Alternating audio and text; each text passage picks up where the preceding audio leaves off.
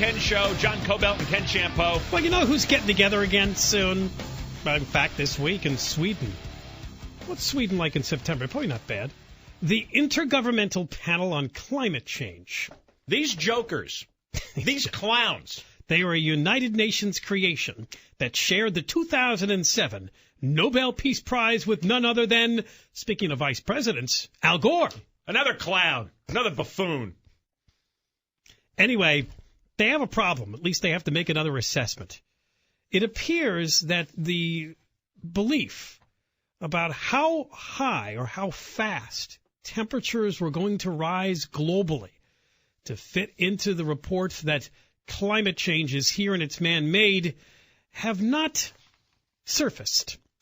They expected, well, let's put it bluntly. There's been no global warming for the last 15 years. None. Zero. All right? Statistically, a zero. Since 1997, the planet has not warmed at all. In fact, the average temperature, they claim, has gone up 0.05 of a degree, which in a statistical sense, according to the LA Times, is no different from zero. Now, remember, for the last 15 years, they thought it was going to go up by 0.21 of a degree.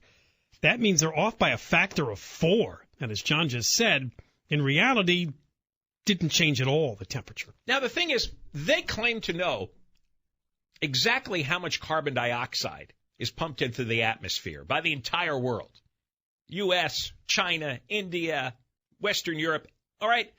All the automobiles, all the factories, all the coal-fired plants, right? They can calculate how many metric tons or however they measure carbon dioxide. They know it's been pumped into the atmosphere. Take that number, you multiply by 15.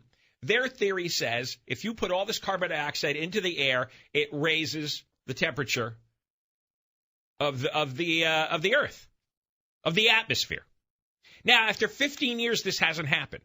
So at what point do you go, hey, bozos, you're wrong? Now, they tried every propaganda trick in the book, including accusing people who don't believe in their science as being deniers.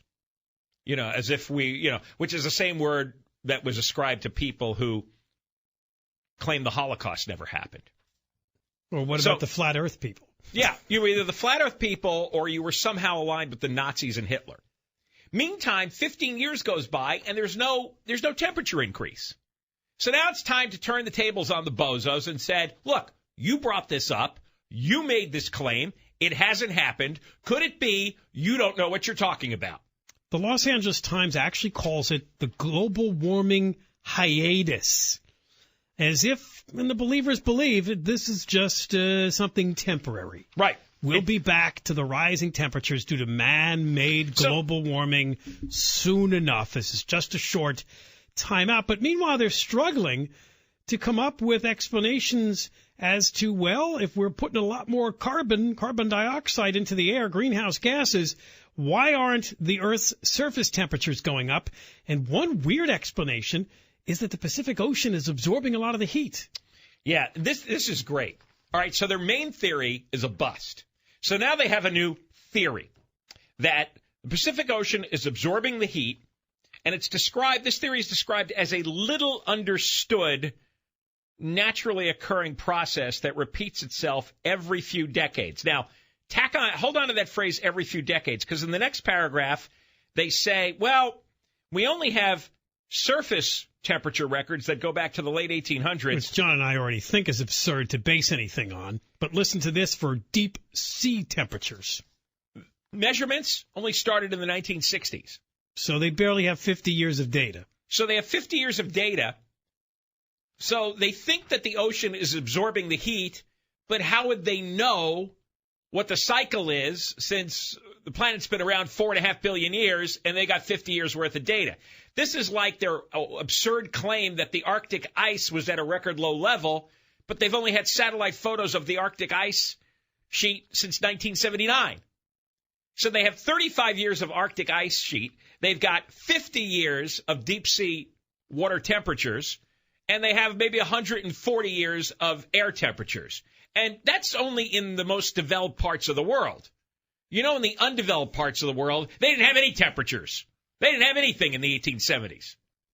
So you're talking about, you know, America and Europe for the most part, and any other places that had progressed far enough to keep track of the temperatures. So their main theory is wrong. Their new theory, it says here, is gaining adherence, but remains unproved by actual observation. If you only have records to go back to the 60s, what can you prove at all about ocean temperatures? Then they have a basket of other theories.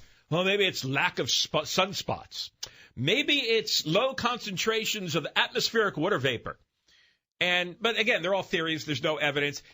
The thing is, nobody wants to say the obvious. They don't know. They didn't know what putting carbon dioxide in the air would do to the atmosphere. They don't know why it hasn't happened. And they don't have any other explanation for the absorption of the heat. You know, what is possible here is that there is such a thing as greenhouse gases, which can warm the atmosphere. But you know what's possible? Maybe the world is bigger than us. Maybe nature has a way of accommodating the excess carbon dioxide. Maybe.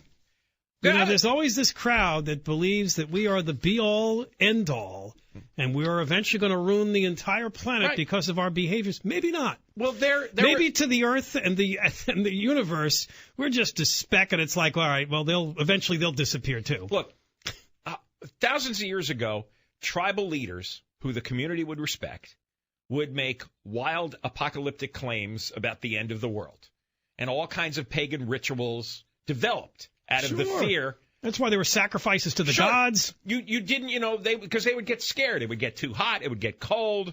The moon would come out. The moon would go away. We're being punished. The crops didn't grow. That's right. The weather would change, and suddenly, you know, there was no food. So what did we do wrong? they would sacrifice things to the gods. They didn't want to upset the planet. It's the same thing now, although instead of tribal leaders, we have scientists with degrees and politicians. And most mediocre people look up to politicians and scientists who have degrees. Well, you know, they got a degree. They're an expert. They're a doctor in this, okay? But they're just the tribal leader. And it's the same thing. World is going to end. We're harming the world, so we have to make sacrifices. You know, we may think we're getting more sophisticated, but at our root, our brains haven't evolved very much. We're very prone to believing apocalyptic warnings. We're very prone to fearing that you know, if outside forces aren't going to do us in, maybe we're doing something to do us in. And this has been around every day of my life and your life. It used to be there were fanatics claiming we were going to run out of food, we were going to run out of oil, we were going to run out of copper, we were going to run out of this and that and the other thing. There's too many people. There's won't too be enough many water. people. The population bomb. We've seen these guys, and they're like religious preachers on Sunday morning TV. They come, they take the stage, they sell some books, they give some speeches, and then they go. They're disproven, and everybody forgets about them. That's what you got here. Look. I believe the day will come when the sun just burns out and that's it, the lights go out. But that could be billions of years away. Yeah. Why does it have to be in our lifetime? It's not going to happen in our lifetime. Nothing is going to happen in our lifetime. Nothing. So if you're all wired up about global warming, you're wasting your time and your energy. All right. When we come back, we'll stay on the environmental side of the story. Quite a different one, though. If you like wipies, in fact, do you know there's two lesser-known NFL players who are doing ads for male wipies? Really? There are, yes. Yeah, I love wipies. Well, I don't use them enough, though. Don't put them in the